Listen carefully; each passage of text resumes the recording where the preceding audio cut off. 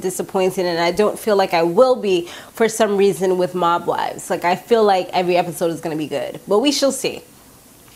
All right, so we already know that Karen Gravano, she's back, and she's looking better than ever, better than she did in previous seasons. And she's talking about her new boyfriend, Storm. Well, her boyfriend, Storm, that's here in New York, and how she's planning on moving her daughter from Arizona to the big city. And it's going to be a big move for her, but she feels like her daughter's finally ready to do so. Renee, she tells Karen that that she's being threatened by Drita. Drita said she's gonna, I think, bash her head in or something along those lines because of things that Natalie is saying. So Karen just gives her a little bit of advice, and she also reveals to her that this chick, Natalie, is a cop caller. And they don't really mess with cop callers because, you know, a lot of their parents and stuff have been incarcerated because somebody snitched, somebody called the cops. So I guess that's like the main reason why they're like not about that whole like cop calling life. I think they'd rather handle things themselves or handle it in the streets, like that type of thing. So yeah, Storm and London, from what Natalie was saying, they got into some type of altercation, but Karen said like a whole different story. Like, it wasn't even as serious. The dudes was just like kind of shaking it out, and they both promoted the same spot or something along those lines. So that's the reason why like they were talking to each other. They even exchanged numbers. Like, it wasn't anything crazy, but she ended up putting an order of restraint against Karen and Storm, talking about that they was trying to hurt them or whatever. So she's not really feeling her, and she wasn't really feeling her before because of some text, not text messages, because of some tweets. And like I always say, like with celebrities, it seems like Twitter is like the death of a lot of relationships, causes a lot of fights and things of that nature. So Natalie, she tells her boyfriend that Karen is a rat because of who she's associated with, because her family's last name is associated to rats, and she's big on like stuff like that. And London just says that she needs to take the high road, just simmer down, chill out, and she's not trying to hear it. She's just like stuck in her ways, and when she's right, she's right. I just feel like she doesn't really have a lot of respect for him from the way that she was talking to him. Like, she goes from 0 to 3,529 in like seconds. You know, it's crazy the way she just goes off on him. So she's telling him like stop defending them, and she also says that she isn't scared of Karen one bit. But I'm like, you're not scared of her, but yet in the last episode, you was the main one, like, running away as soon as she was there, talking about, London, let's go, let's go, let's go. Like, you know, I don't know. She's not my favorite person at all. Like, she's probably the only one that I'm not really fond of at all. Like, her and Alicia, like, I didn't really like Alicia too much when she was there, and I don't really like her either. I don't think it's because it's the new girl thing, because I might end up liking that other new girl that's going to be coming in, but I don't know, it just wasn't giving me the best vibes or anything like that. Renee, she goes to meet with Drita, and Renee, she's hoping things go well, but she's also ready if anything goes sour. She's like, you know what, I'm not running, I've never run before, and I'm not about to start now. So regardless if she's scared or not, she gonna make sure that she stand her own. You know, what it is. You know, she ready for war. Pretty much is what she's saying. So when they sit down, as soon as Drita sits down, she says that she's going to crack her head open if she was saying that she's a rat. And Renee apologizes only for the simple fact that she said that she did mention what happened with Lee to Natalie, but she was like, as far as anything else, nah. Like, this girl just wants you as an ally, which is the reason why she's trying to talk smash about me. And we already know Big Angie isn't really feeling that either. She was just like, you know, that's pretty much rat behavior right there, because somebody told you something in confidence, now you're coming back and telling Drita and I, it's not a good look. So, you know, you're losing points for thinking that you're trying to throw people under the bus and trying to make them look bad. The only person that got really hyped was Drita at the end of the day, because she doesn't like people talking about her family.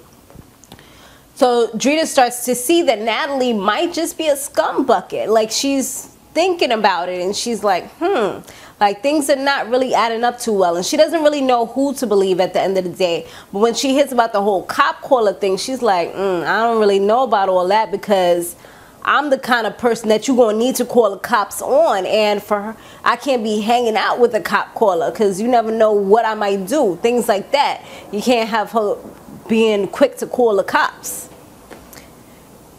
So Karen, she tells Big Ange that Drita is the reason why she doesn't like Natalie. And no, I'm sorry, she didn't tell her that. She tells them the reasons why she doesn't like her. Like the reasons why. I'm like reading my notes and I'm just like, what did I write? Oh, okay. Sometimes it's all mumble jumble and I'm just trying to get it in. But anyways, so Drita, she hears that, she hears more and more things that are kind of making her question Natalie and the person that she is. And Karen's just like, at the end of the day, you don't really know too much about her. You don't know her from nowhere. You don't know what school she went to. You don't know anything. So for you to be all buddy-buddy with her, like you knew me for like 20, I think she said 20 years, or they knew her for a long time as compared to Natalie, that she's a newcomer. So you can't really trust her. She's not really a credible source of information. And that's another reason why Drita was like, nah, the whole cop killer thing, she heard that, I mean, cop killer, the cop caller thing, once again, she's just starting to think like, like, I don't really know about this chick. Like, I don't think I could really rock with her like that. So AJ, remember AJ? AJ is Renee's son. He has become very, very irresponsible. He had like $3,000 worth of tickets and he didn't even tell Renee. He also got his license suspended. She didn't know anything about this until I think she was trying to buy a car or something, and that's when she found out like all these things was in his name or whatever. It was connected all together. So that's how she found out, and she ends up calling Karen to let her know, you know, because when stuff like that happens, you kind of want to call your best friend or somebody close to you to kind of just vent sometimes. So that's exactly what she did, and she's just worried that he's going down a bad path and he's going to become just like his father. So she has to wonder what she's going to do, because she's like, he's getting all these tickets and stuff. Who's going to pay for it if she's not? She said it like she wasn't going to pay for it, but then at the end of the call, she's like, all right, I'm about to go pay for these tickets. So, yeah, you're still enabling him to do these stupid things. Like, later on, he just says that he's sorry about it when she finally confronts him. And she's like, nah, like, what you're going to do, because this whole mother-son thing is not working, you're going to live with my father, and because maybe then you will learn some respect, because she feels like he doesn't respect her. I mean, I could have told her that from like 3 seasons ago, how he was talking to her. Like, it was a lot of times where he says certain things and I'm just like, does he think I mean, I understand he might be the guy of the house, but like, you're not the boss. At the end of the day, your mother is the one who does everything. This is her house that you're living under. You don't pay probably any bills, so you need to chill out with all that. But she allows him to talk to her a certain way because of the way that they were kind of raised, I guess, because he's a boy. So Drita now, she meets with Natalie, and Natalie, of course, she pretty much denies everything. She's like, what do I have to gain by lying? And what kind of ulterior motives would I have? And Drita, she's just at the point where she's like, you know what, I don't know who to believe, but it would be good if we're all able to sit down together and kind of have a chat. She says, then no one can really like lie if everybody's in front of each other's face. Or if you do lie, it'll be more transparent. She might be able to see through the lies. So that's exactly what they plan to do. Big Ange is going to be having a 7th anniversary party with her husband and all her friends at the Big Monkey. Is it called the Big Monkey? The Big Monkey? I think it's called the Big Monkey. Some kind of monkey, okay? Her bar is where they're having the event. So when they get to the party, all the ladies are supposed to be going, and Natalie tells Big Ange that Karen is a Natalie tells Big Ange that Natalie keeps on saying that Karen is a rat. because Big Ange was talking to Natalie and trying to just get her to like see what she sees. And she was like, I don't care, because at the end of the day, this is what her family's name belongs to. And the way that I run is, the way that my family is that you go by what your family is. And that's what her family is. We go by last names, we go by the family. And Big Ange is like, well, what we do, the way we run is, you don't talk about people's family. Like, family is off limits at the end of it all.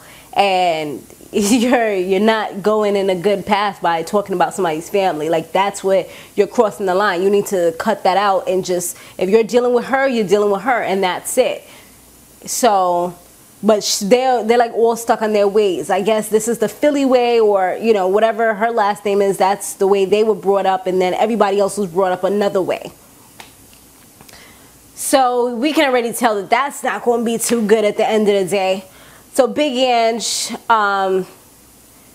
she tries to tell her to stop talking about the girl's father, but she was just like not really trying to hear it. It was crazy because like later on, London, he sees Storm and Karen, because they came to the party, and London and Storm, they embraced each other like nothing was wrong, like all was good, you know, like on some real like friendly type of level. And it was, and everyone's just looking like, I think it was Drita too. She's like, this doesn't look like somebody who just had an argument. Like, what the hell is Natalie talking about?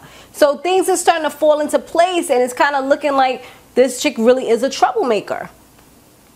So when Natalie comes over, she hears these two talking, and Storm says something along the lines of, you shouldn't talk about people if you don't know them, or something like that. And the two guys kind of like give each other like a little pound type of thing and start walking separate ways. She comes at London like, yo, why are you trying to be the peacemaker? Why are you going to be talking to them? And he just came at me. Like, what is your problem? Are you crazy? Like, you know, just really like going hard at him. And he's just like, chill. It's not that crazy. It's not, you're getting all crazy for no reason. She's like raising her voice and getting all like loud and belligerent at him. So when Drita comes out, she kind of explains the scenario, because Drita's just looking at her like, what is going on? So she tells, and then she says that she's gonna go talk to Storm and find out why he said what he said. And Drita's just like, nah, chill out, because at the end of the day, that's a man. And where I'm from, men will take you and bash your head into the concrete and crack it open. Like, you know, they don't, you go up to a man like you a man, and you get treated like one. And they kind of calmed her down a little bit, because it's like, where are you going? What are you doing? If you have a problem with Karen, why don't you address Karen? Why are you going to go up to her boyfriend and ask him? I mean, yes, he was the one who said what he said, but it wasn't like he said like you're a whore or a dirty slut or anything like that. It was just on some, if you don't know somebody, don't talk about them. And that's plain logic. Like, that's the truth at the end of the day. So then Karen comes outside, and they kind of start arguing, and Natalie, she's not backing down. She's saying all the things that she was saying, and then she ends up saying something about like, you're a rat. And it looks like Karen was about to hit her, because they were like really close up in each other's face. Karen was even doing some butting type of thing, but it looked like she was like really using a lot of willpower not to hit. Like, maybe that's the new thing, because I've seen that on Bad Girls Club as well, where you kind of like, if you really are aggressive or you're mad at somebody, you kind of like do one of the chest butt type of things as opposed to actually hitting them. So I don't know if they kind of like have new contracts or what it is, but that's pretty much where it ended, where them two, it was like a total cliffhanger. Them two are arguing, and it kind of looks like Karen is about to like blow her lid. Next episode, it also looks like Karen's about to get mad. Something with her boyfriend bringing some chick to the house, but I don't know. I gotta see what that is all about, because if so, that's crazy, because, you know, she's making all these big moves to try to actually be with him, and for him to be on some Slick Rick type of thing, nah, you need to cut it out. Okay, you need to stop it. Okay, so that's pretty much the end of this recap. Guys, be sure to let me know what you thought about it. Who's your favorite? Once again, I like everyone except Natalie. Like, I just get bad vibes about her. I kind of feel like she's a little sneaky, and She does things in order to get what she wants or to get people on her side. She'll lie, she'll do whatever. And yeah, that's not somebody that you really want to like associate yourself with. Stay fabulous, live free, and soar limitless. I'll see you in the next one. Laters.